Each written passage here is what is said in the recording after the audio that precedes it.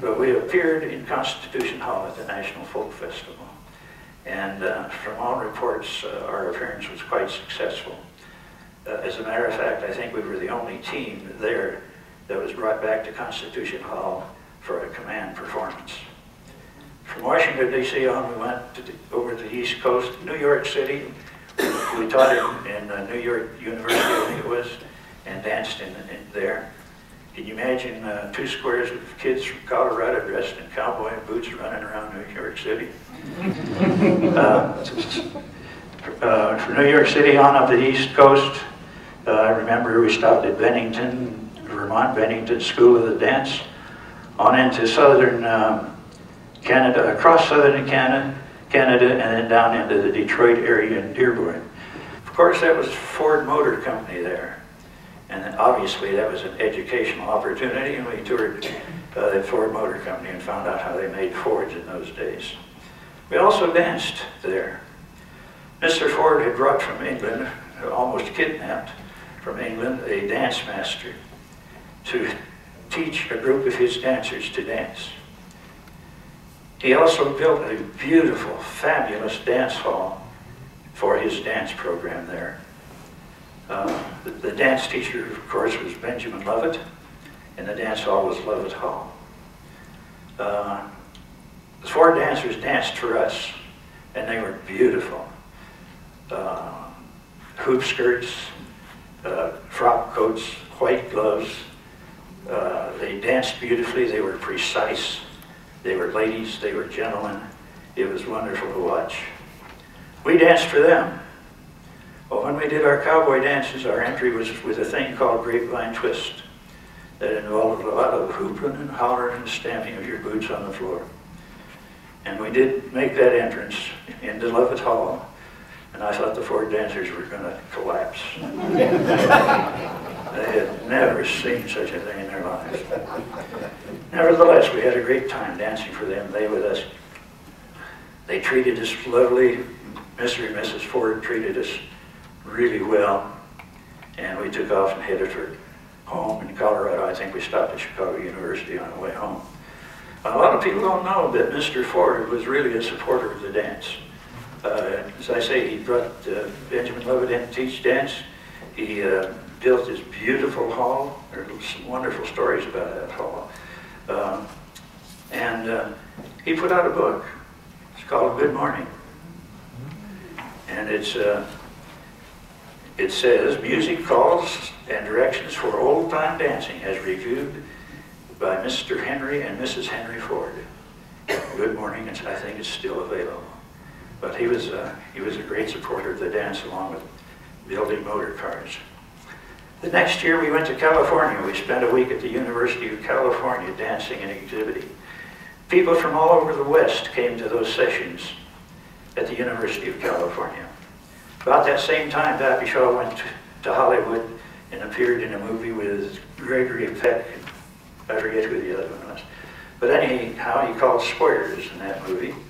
And while he was in Southern California, he did some square dance calling. That had quite an effect. Let's change scenes now. We go back to Colorado to a little mining town called Central City.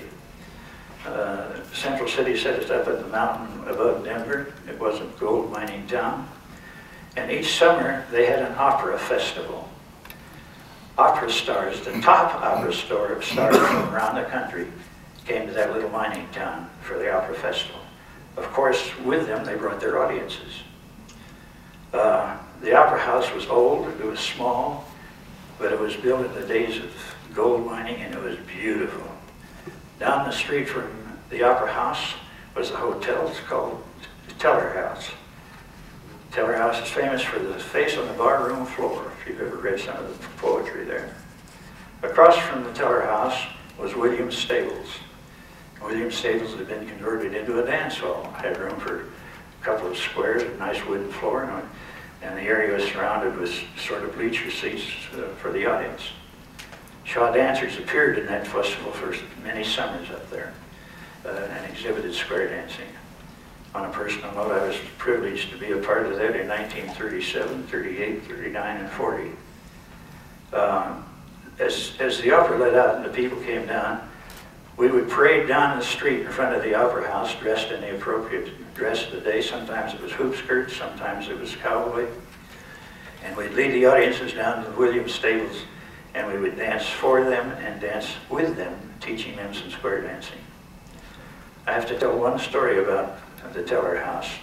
There was a young lady that appeared over there, the singer and dancer. She was a star of the Teller House. She used to come over and watch us dance all the time. One day she asked Pappy, "Can I show you a dance from my native country?" Well, his answer was, "Of course you can."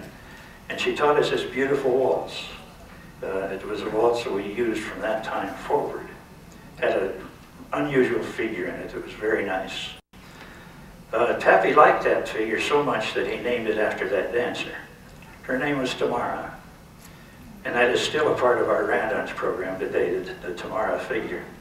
And I wish our round dance leaders, if any of you are here, listen to me. The name is Tamara, not Tamara. Learn to pronounce it correctly. She was killed in an airplane accident in Europe a couple of years later on. We'll shift gears again, move from Central City back down to Cheyenne Mountain School. In the summertime, Pappy taught a color school there. The curriculum included certainly some of the subjects we teach in color schools today, but on a much simpler basis, obviously. Excuse me a minute. They said talk fast.